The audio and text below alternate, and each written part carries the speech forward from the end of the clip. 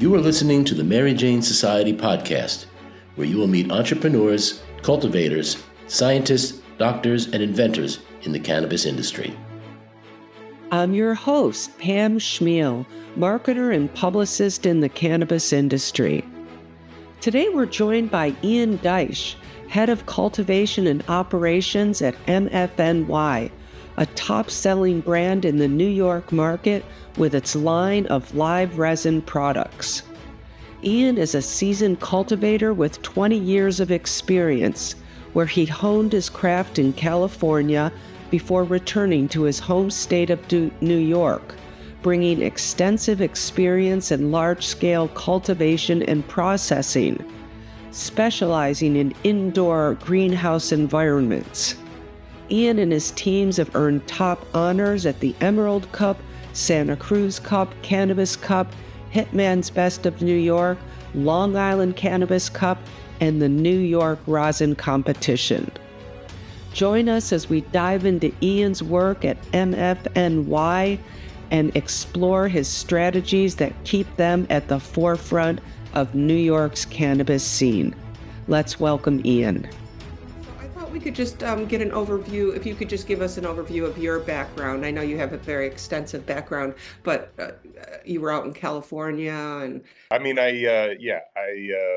moved to California, I guess I had, been kind of a hobbyist grower or whatever for a while. And so California and the medical framework there at the time, allowed for, bigger and bigger cultivations throughout the years or whatever. And so basically did a lot of warehouse indoor, big commercial grows in Southern California for a number of years, probably from 2007 on. And Wow. I feel like the first 10 years of my career as a grower, I'd never even finished a plant outdoors, with its natural cycle. I was only an indoor grower. And so did that pretty hard for a couple of years, and everything that comes along with that life happens. And then eventually found myself in Northern California running a number of operations up there, indoor, but also some greenhouse and some depths and some full sun. So I got to really expand my knowledge base of working with the plant in different, in its natural setting. And then, got to experience that and kind of really got into that aspect and really liked the greenhouse stuff. So I did that for a number of years, Northern California. Then I went down to, I was in North County, San Diego, doing greenhouse stuff down there. And I was really into it. I thought it was, the future in a lot of ways, from cost of, how much it costs to produce, versus if you manipulate it right, you could get this higher level of quality that, I saw a lot of value in, learning the greenhouse growing properly. So that's mostly what I did after that point. I still, so with MFNY, what we are is, as far as cultivation goes, we're mixed light greenhouse, and then we also do some full sun runs as well. Here in New York, you're doing both because, right, we don't have the seats just to keep growing year round. That's why you're balancing indoor, outdoor. Yeah. And New York's a little different in that, they've made, full indoor growing. It's not an easy license to set up, so they really wanted most of the producers, producing either, full outdoor or some version of greenhouse is what they really kind of wrote the regulations to gear the industry towards. And, with that comes, some pluses and some minuses, so, that's just what it was for us here. And so that, they had this beautiful, greenhouse property here that was a converted, ag facility prior to it, as a lot of, cannabis facilities in New York actually are just converted ag, some other ag crop was grown there, and now they're doing cannabis. Yeah. Okay. So How do you think New York's going to fare, like all the cultivators in New York, down the road once the borders open up? Do you think that's always the big question. Like, will we be able to compete with California? I Or think I think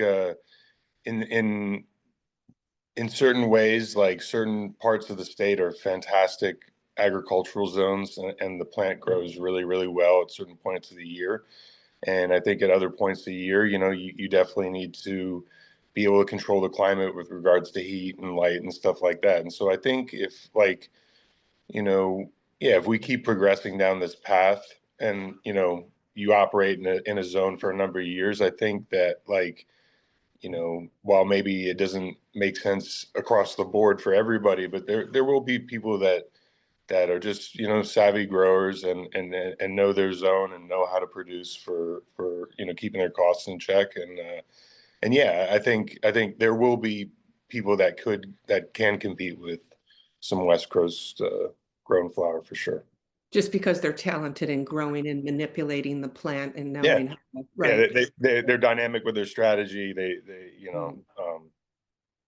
yeah, they've got the whole thing. I mean, it's not going to be easy. It's definitely not going to be everybody. It's definitely going to be because it is. It's cheaper to produce over there. It grows better, arguably climate wise. But we'll see. We'll see when that day actually happens. Yeah, It's not here yet. And yeah, yeah, yeah. and Just and and, curious. and I'm not sure we're going to see it for a couple of years. I got to be honest now. I So like, know. I agree. Yeah, I think we have some runway there. So what are some of the challenges then facing just all of the cultivators in New York? Is it some of it like electricity costs or water or just in general, like what are you guys facing is some big challenges? yeah, I mean. Pathogens. Let's talk pathogens. Yeah. I mean, obviously, like, being that we're on the East Coast, we get a considerable amount of rain throughout the year. And Uh, so, you have this kind of, and it's more humid on this side of the country. And so like typically that doesn't go well with cannabis, but like if you, like I said, like there's really great seasons, and if you know what you're doing and you can manipulate your climate strategy, with a greenhouse or whatever it may be, like there's ways to do it. But like yeah, I mean it is, I would say, you know just putting a crop out in the full sun and not protecting it, you're going to be open to a number of problems and pathogens and stuff. It's just a fact. Right. So, I mean, in the news, just, in every state, everywhere, that's what the news is about, the pathogens and the molds and popping up in the weed, and certainly in New York, that's like a big problem. So is it something that, I don't know, I guess it's just because it's the weather that you're talking about that we're at high risk here, that Yeah, all happening? it is. It's partly the weather, and then part of it has to do with like how the cannabis industry is largely done. Um, their propagation methodology. A lot of people, myself included, we all grow from clones, and that's because the market, the customer ultimately demands that consistency, and that's why we do that, and it's why we've done it for so long. But like, you know, I would say, having pretty extensive experience growing a lot of seeds and making a lot of seeds, like the seed plants, obviously they have this added level of vigor and protection that like, when you come into these, environments like what you have in New York, where it's not a perfect environment for it, like that added level of vigor can actually protect the plant from a lot of different vectors and stuff. So, you know, So you're myself, saying seeds adds growing with seeds versus clones gives you more protection? yeah. I mean, the clone, like, it's not a natural process, right? So, like these genetics, like the cannabis plant, like it's an annual plant, wants to die. We don't let it die, and Uh, a lot of the vectors or vectors like bug problems, diseases, viruses, whatever, like it comes from us keeping these clones around and sharing them and stuff like that. And And Oh, so, okay. when you grow from seed, like you actually avoid, you can avoid not everything, but like it's significantly less pressure on the plant. And so, like for an area like New York where there is higher humidity and you have these kind of climate challenges, like to have that added level of protection for the plant and vigor, I think can be a step towards preventing, to prevent some of these like pathogens and the mold counts and everything that all the consumers are so worried about. Oh, so I didn't know that was kind of the culprit, a little bit of the culprit was the clones, kind of. Yeah, I mean, or like yeah, but basically like our whatever our stock is that we're using, like it's you're already starting from an imperfect source. I mean, you can grow a clone really well, and we do grow from clone, but like when it comes down to like the plant being able to protect itself from like say some mold spores or something in the air, like a seed plant is way more um, fit to do that than a clone. Doesn't mean you can't manipulate the clone to also resist as well, but typically speaking, I don't know. I think as cannabis moves forward and these individual state markets are tasked with producing, their lot of cannabis for their state consumers. In some of these states where it doesn't grow so well, like I think people are going to have to evolve and I don't know, taking a path towards trying to grow some production stock from seed now that we have all these different SKUs that you know you don't see the flower ultimately, so like some of the reasons why people stopped growing from seed was just like it wasn't a uniform, like it's like brothers and sisters from the same parents. They're inherently different people.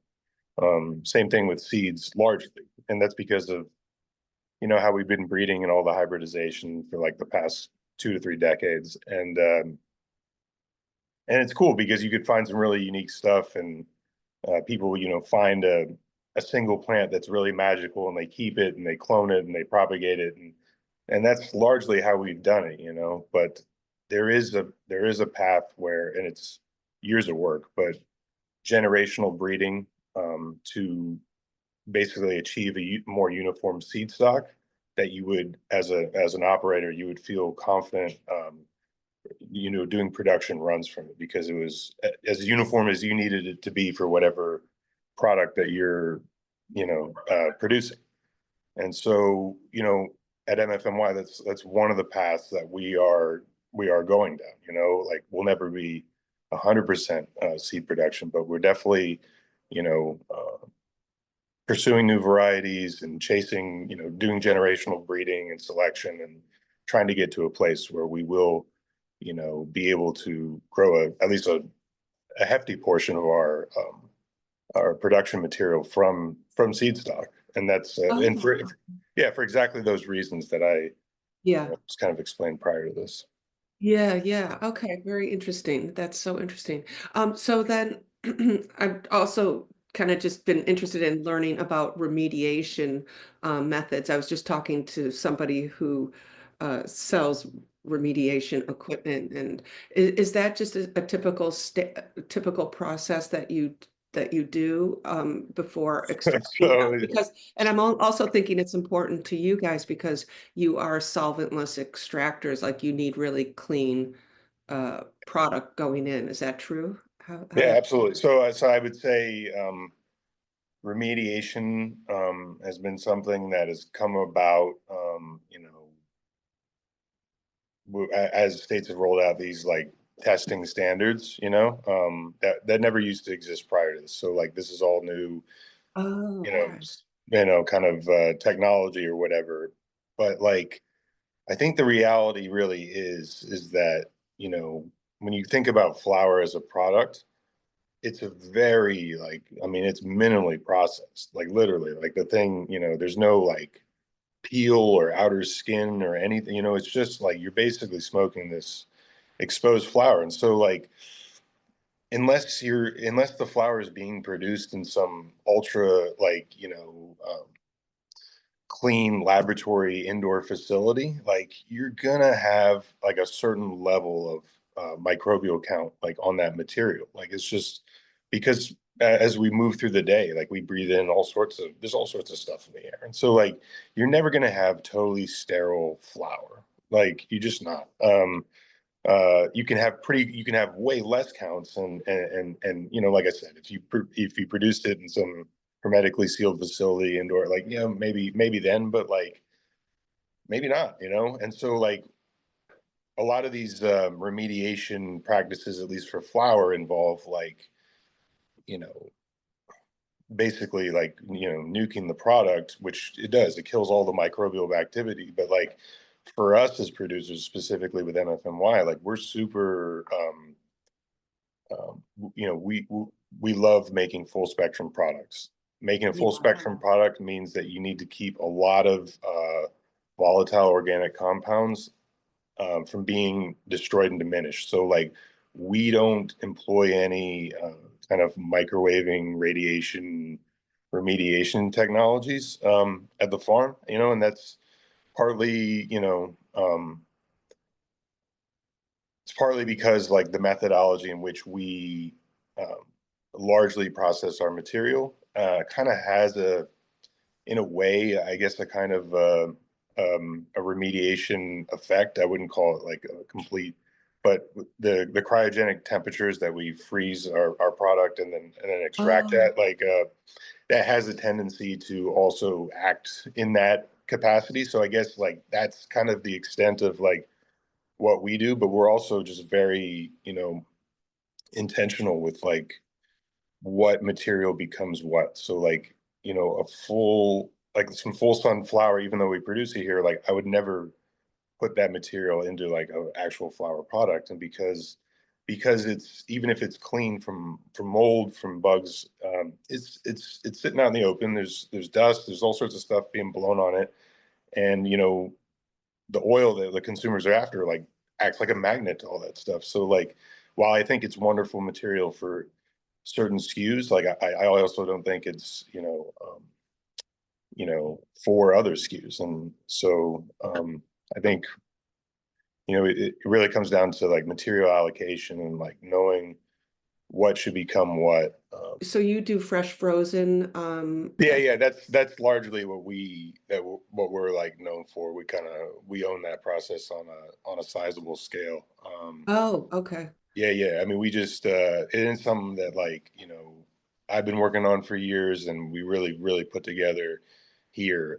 It was kind of always a goal just to be able to produce the live resin at a not as a similar scale, but at least like a small scale distillate operation, which means processing thousands and thousands of pounds and being able to like have a permanent presence like in as many retail stores as we do. And it's an undertaking, but and it's certainly not easy, and it takes Yeah. specialty equipment and stuff like that. But we firmly believe it's made all the difference in like how the market perceives us at MFNY. And we feel like we've kind of been able to at least offer like a slightly different lane of product that the the larger consumer base is I think has been inconsistently served with, I would say, for the past couple of years. And so you know yeah, it's not an easy process. It's Yeah, I was going to ask you. Well, first I want to say that I have the liquid gold. Is that what it's called? The liquid gold, the tinctures that you yeah, sell? the The tinctures, right, new one right. that just came out, Yeah. liquid gold, I think it's called. Mhm. Love it. Love Yes. it. Yeah, I Absolutely. mean, that's an awesome product, just like That is. so many of our other products. But it's like the secret to all that really is like how we handle the material, like I was just describing the fresh frozen process, and then how we extract. And it's very temperature dependent and all sorts of stuff like that. But like keeping that full spectrum aspect of the oil intact, and then being able to deploy that oil into a number of products, from the liquid gold to the gummies to the infusions for the pre-rolls to the batter to the vape carts. Like it's all from the same methodology we make the oil. And we just kind of kept that consistency through all of our products. And as we develop more and more products, it's the same kind of thing. So it's like when you see the, in the concentrate form and it's beautiful golden, like, that that same oil is in the gummies, that same oil is in, the pre-roll. Yeah. So are you saying like the inconsistencies that you saw in the market the past couple of years, are you talking about like the different SKUs are like it's either distillate in the gummies or you'll do the tinctures with a good BHO extraction or is that, but you're saying all your SKUs have that great full spectrum. Is that Yeah, what it's like you're talking? it's the cornerstone of like what we Yeah. do is like we try to keep, the true aspects of the plant. We try to showcase that, and we do that through how we grow, how we harvest, how we process, and then that end result, beautiful full spectrum product becomes any number of SKUs, but like I would say when I described the inconsistencies, it was like that level of full spectrum product largely hasn't been like available to like, the wider cannabis customer base. Like nuanced customers have known for a while where to get stuff like that, but like turning like your, part-time or, casual cannabis consumer onto like a full spectrum product, and then also being able to produce it at such a level that that person doesn't have to show up like it's some like, special like sneaker drop, or, they're camping out for Yeah. tickets. Like they can just go to their neighborhood store and pick it up off the shelf. I would say like that was kind of the inconsistency I was describing. Like most commercially available like oil products are usually made with a completely different process, Yeah. and they're not full spectrum, not in the sense of like what we are. And so like we saw that angle in the marketplace, and we knew that that was a lane that we knew well, and that we could play in. And I think it served us Yeah. well. And eventually the market will catch up. I mean, meaning the the casual user, the consumer will eventually understand the benefit of this. But you mentioned, yeah, and down the road, and down the road, the effect that you get from it, like I'm saying, like this liquid gold, it's so noticeable. Like, the end result is going to be the winner in the end when people start trying other products and you're not getting that same level of, Yeah, the no, like a full spectrum effect is a different experience than yeah, like a yeah, concentrated, solely THC experience. And I think, if you like, if you really want to get into it, I think because that full spectrum experience is not more easily accessible to the like I said, the casual cannabis consumer, I think we're doing ourselves as a disservice as the industry, because I think we're like we're not creating as many customers for ourselves, because if all yeah, that's available to you is that sole isolated THC experience, it's like some people like it and some people don't. And then, but if you're one of those people that don't, you have that, and that's the only thing that's available to you on the shelf, like we're probably going to lose you as a customer to some other, and so like I think it's super important to have, more and more, like I'd love, I want to see more and more full spectrum products in the marketplace. And yeah, for sure. I think it'll, the cannabis industry as a whole will benefit from that.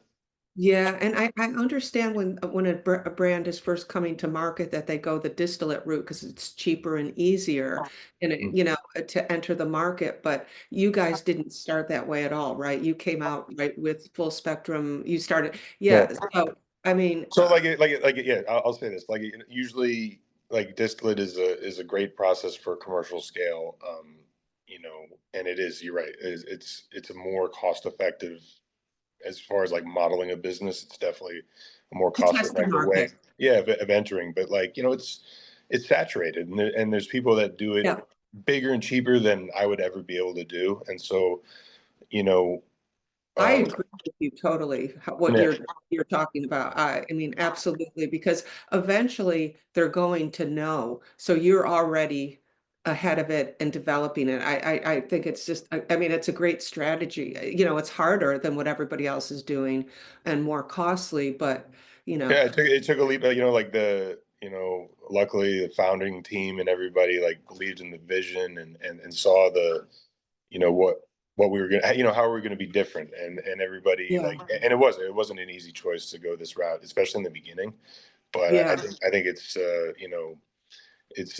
proven that it's a spot in the market that a smaller size operation, not a corporation, can actually find some success in a big time market. So Right, right. And also, you guys, MFNY keeps coming up with all the data out there as one of the top sellers in the state. So, so it seems to be working.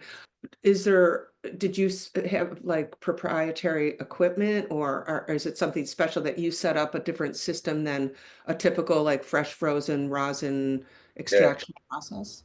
I think what was great about MFMY is that we're completely a vertical operation, right? So like we have cultivation on site, we have our processing on site, we distribute products to all the stores from our site, and so when you have all that at the same location, you can arrive at truths on everything from material handling to processing methodology way faster than if the businesses are like separated, or if they're at like separate locations. Like I Mhm. have my extractor come look at material, in the field, and we can look at, trichomes Uh, under a microscope and make a decision on whether or not it's time to take it down, that kind of thing. And so like, because of that nature, and because it's not two businesses trying to make a profit out from one another, where in the past I've always been like a cultivator producer. Like I never like had the lab in house. I always worked with extraction facilities and stuff for years, but that relationship was like kind of challenging, especially when it comes to like trying new things. And so like, here we've been able to just challenge truths, and I wouldn't say that we have any, like, there's proprietary aspects to our equipment, but I think it's more in the arrangement and strategy, and how we just like everything from like cultivation knowledge and like what needs to happen when to when, all the way down to like the plant being cryogenically frozen, within 15 minutes coming off the truck. So um, yeah, I mean, it's in the strategy, and it's also in the people that execute it. We've got a super passionate team here that everybody subscribes to the mission, and they take ownership of the quality, and it shows in all their work. So yeah, it's a massive undertaking, but yeah. yeah. Yeah, it's great. Yeah, the single source. Yeah. Where does like the magic really happen, like in the curing process? I mean, I think people have different methods of curing and manipulating, like you were talking earlier, to make sure you don't, you Yeah, know, yeah. yeah. So like, it's like cooking, everyone's got their own like secret recipe, but like generally speaking, like when it comes to producing flour and curing for flour and curing for pre-rolls, stuff like that, I prefer, yeah, I mean, mechanically, infrastructurally, you have to have a climate controlled facility that you can lower both temperature and humidity, mechanically, um, and that you have enough room to, a lot of times you'd be surprised, people set up and the drying space is the last thing considered, but like it should be one of the first, because it's really where you can grow a great crop, and if you mess up that process, it's going to be doomed. So what we like to do personally, like, a lot of people do stuff different ways. They love to like take off a bunch of the leaves. Like I like to take the plant whole, put it in the room cold for the first couple of 3 days, because in a weird way, like keeping the plant intact and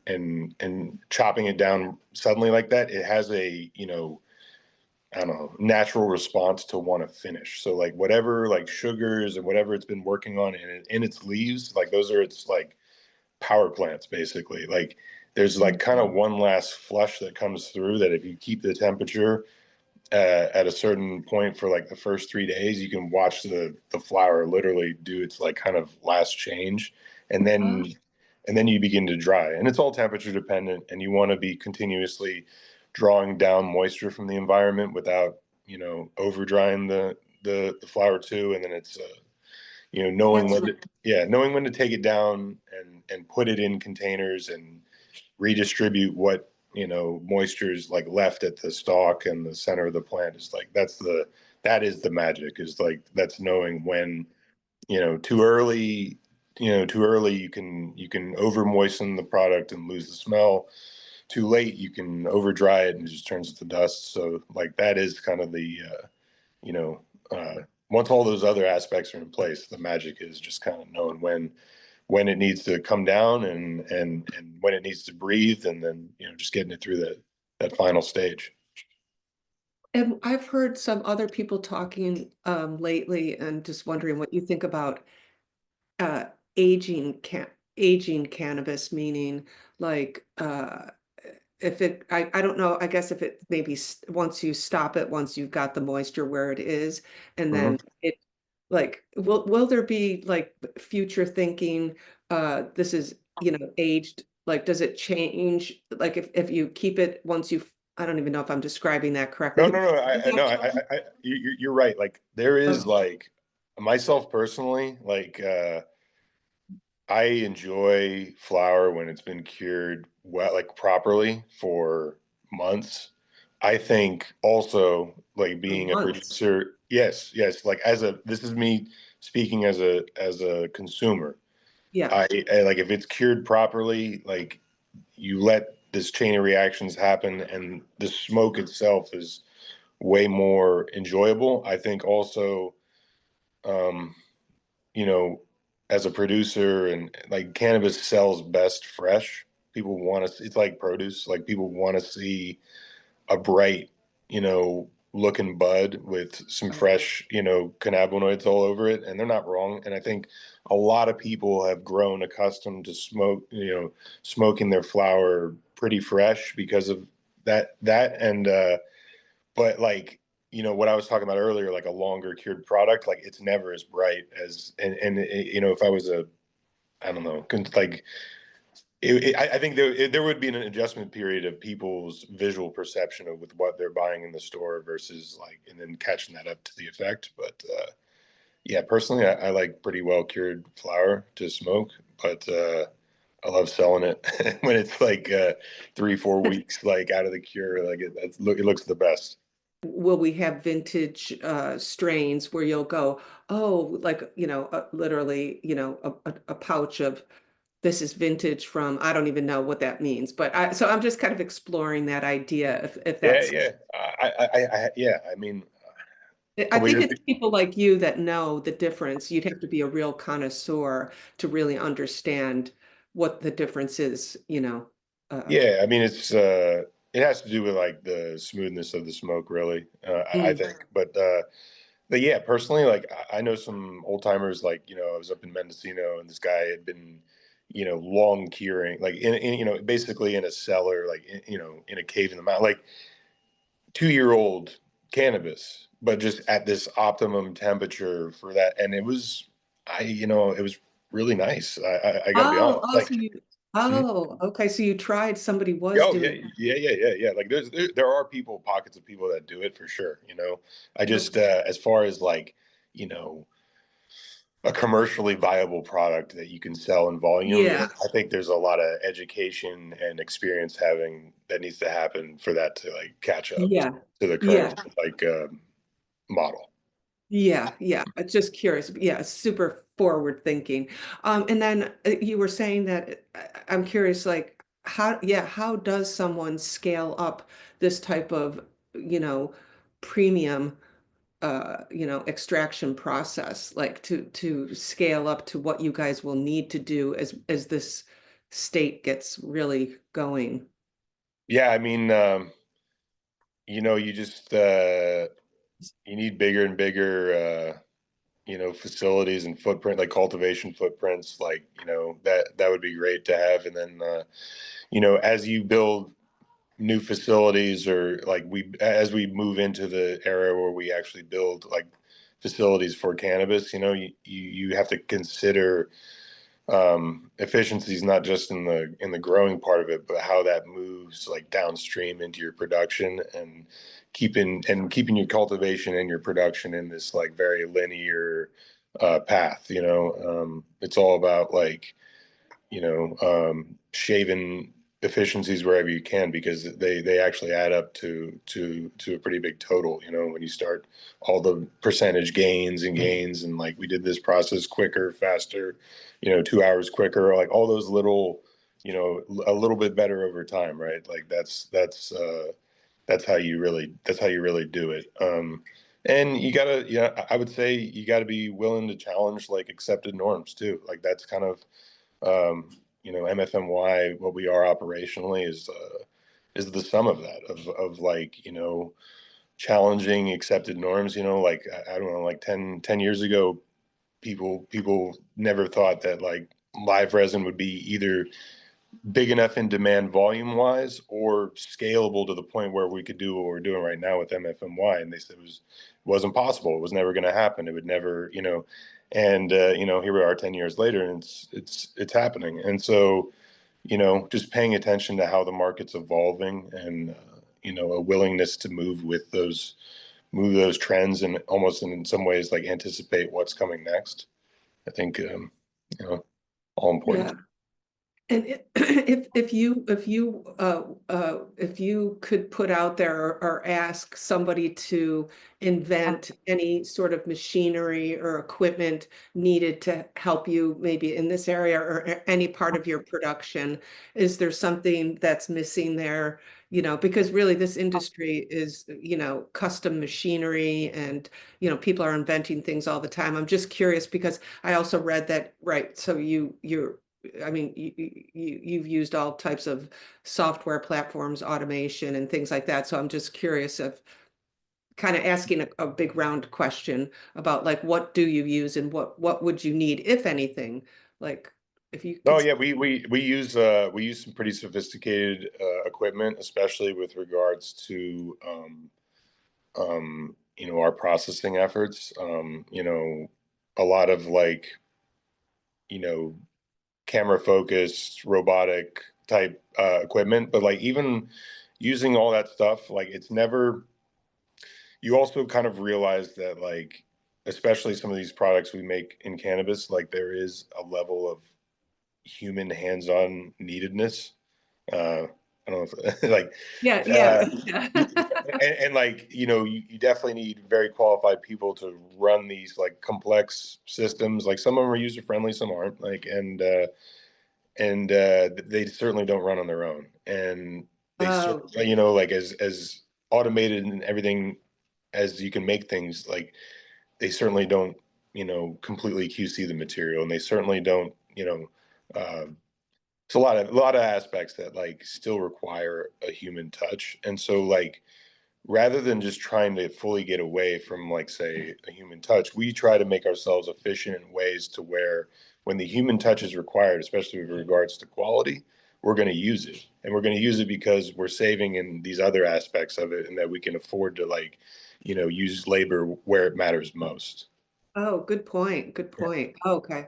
Yeah, because you just you see so many companies advertising, like there just seems like there's a lot of companies out there creating new technology for the cultivation end of our supply chain. And I always think like, wow, it's just, between the lights and this, it just seems like cultivation needs all these different moving parts to help you perfect what you're doing. But Oh anyway. yeah. There's lots of like cool tech and like solutions to problems, and like there's a whole way of marketing towards growers that are having different issues. But like, I love a degree of tech in the grow for sure. But then there's just some tried and true like ag principles that like if you're aware of, and you don't need the most sophisticated tech of all time to get results that you need in the grow. Like I think people, especially when cannabis became like commercial and all these Canadian market and all this stuff started, like everybody felt the need to build these like Taj Mahal facilities, which was awesome, but like also you're making a product that's inherently going to compress in price, and you've got to figure out a way to get your costs under control and also deliver a quality product. So like I've been on the side of building the Taj Mahal, and I love doing stuff like that, but like also like I think there's a certain beauty in being able to like produce quality with like maybe not the most or the highest level of sophistication. You're just good principles, good strategy, good execution, and you get what you need, and you don't overspend on that area, so that like again you can dedicate funds into other aspects that like only improve the quality. With all the hemp beverages coming out now, and I feel like, what if will we switch back over to marijuana once, like if we get descheduled, to schedule 3, will hemp beverages turn into marijuana beverages, or does it really even matter? What do you think the difference is? My question is that what do you think the differences are in quality, full spectrum, the hemp plant versus, marijuana? Right, right. So like I would say like you're talking about like D9 and stuff like that, right? Yeah, yeah, So so yeah, just like maybe like any cannabinoids. yeah, any D9 product is never going to be a full spectrum product. It's a concentrated amount of THC from like a large hemp crop. And so yeah, I mean like The with the cannabinoids, like, do yeah, they yeah, have yeah. So yeah, like, or it's like it's an isolated. You're isolating the THC from the cannabinoid profile of the hemp, and it's usually in small amounts. But the crops are so big that they, it's kind of like loophole or whatever. But like as yeah, with the descheduling, like you would hope to see a more of a full spectrum offering with some of the drinks. I think, similar to like what we've done with the gummies, which is like we're not trying to hide the flavor of the cannabis. We've isolated the terpene profile in a way that like you get the really like all the, the fruit or the sweet or the gelato type, aspects of the profile married with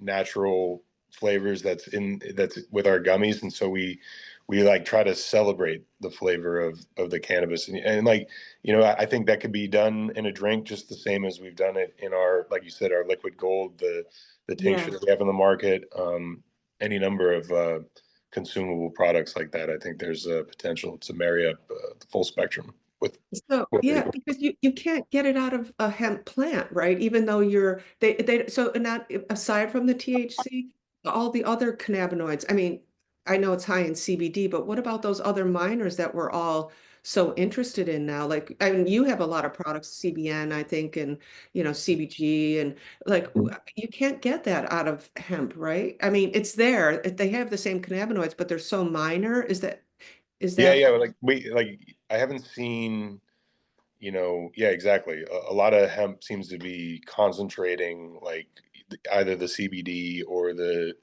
THC into Delta 9, or, I'm not saying it doesn't exist, but like, yeah, there seems to be a lack of products, and it's probably because like if you actually just, extracted the full spectrum of most hemp plants, like you from a consumer's perspective, it would look deficient in certain levels of CBD and maybe even THC or whatever, because it's so low. It's like you need to concentrate that low amount over a large mass of biomass to get like these, 1,500 milligram CBD tinctures and stuff like that. So I like the idea of, and we've talked about making full spectrum hemp products here as well, but it would be something like usually marrying it with like a a THC cannabinoid profile as well, just to make it more palpable to the what consumers expect when they look at testing on products. so? Are you guys thinking of doing beverages at all? No plans, no immediate plans. I would, Okay. like I'll never say never.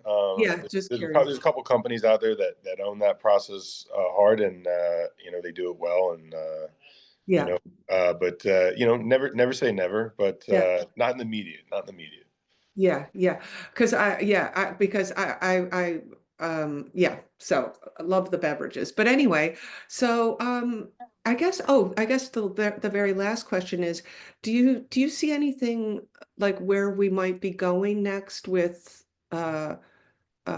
products or what's our next step after, I guess, live rosin? Like you're already introducing the world to it earlier than they're, do you see anything trending? I don't know, coming from California. You know how they did the infused pre-rolls first before we got it.